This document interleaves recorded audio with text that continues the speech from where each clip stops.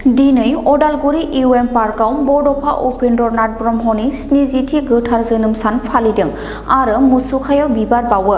बिबार बावनाय हाबाफारियाव गोबां फरायसाफोरजों लोगोसे बिटिसिनि लेङाइ गाहाय मावफुं सोद्रोमा मुस्रि Rihon Daimari, EM Press Mosahari, BTC LA बुंथिगिरि त्रिदिप दैमारि, भैरबकुन्द ब्लकनि टिसिएलसिसि मासिगिरि सनेस्वर औवारि, बारग' एमसिएलए रिपेन दैमारि आरो सुनिल बसुमतारी बिथांमोना बिसु आरो बनसुनि जिल्ला नेहाथारि बिथांमोना खौरांनि गेजेरजों बड'फानि आदर्शजों आवगायलांगोन होननानै फोरमायथियो।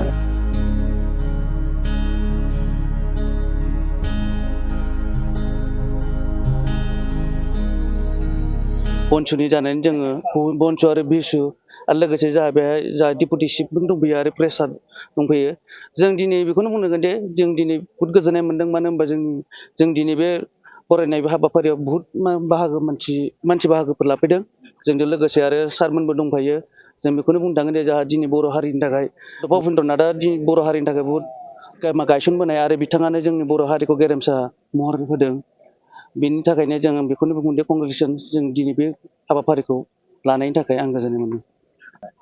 जोङो दा फरायसा आफादनि लोब्बा लानानै जों बेखौनो खावलायनो सानदों, जाय बिथांमोना दिनै फरायनायाव जा बर' हारिनि माखासे भेन्सार स्कुलफोर दं, बे स्कुलखौ जोङो पपुलाराइज खालामनो सानदों, जेराव मास्टार जा टिचारनि खम दं बेफोरखौ जोङो सुफुंगोन आरो जा माखासे फरायसाफोरा फरायनो थाखाय रांफोरनि आंखाल जायोबा माबा मोनसे आंखाल जायोबा जों बेफोरखौ सुफुंलांनो थाखाय बेखौबो मिजिं थिदों जोङो।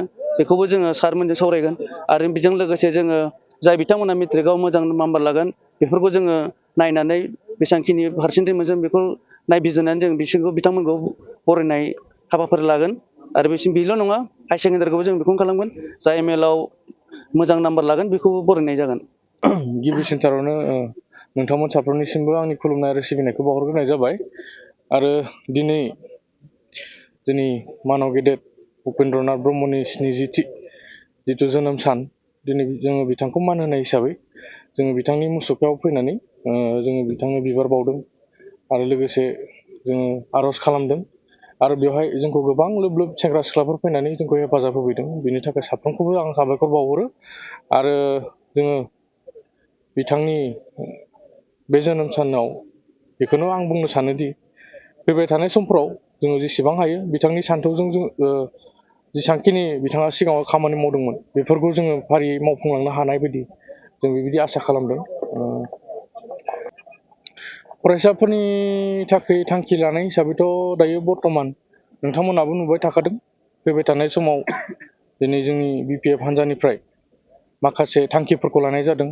जायफ्रा HSLC बा HS एग्जामफ्राव टप 10आव थांनो हागोन अल आसामाव बा अल बिटिसिआव, बिथांमोननि थाखाय माखासे रां अनसुंथाइ बेफोरबायदि होनाय जागोन।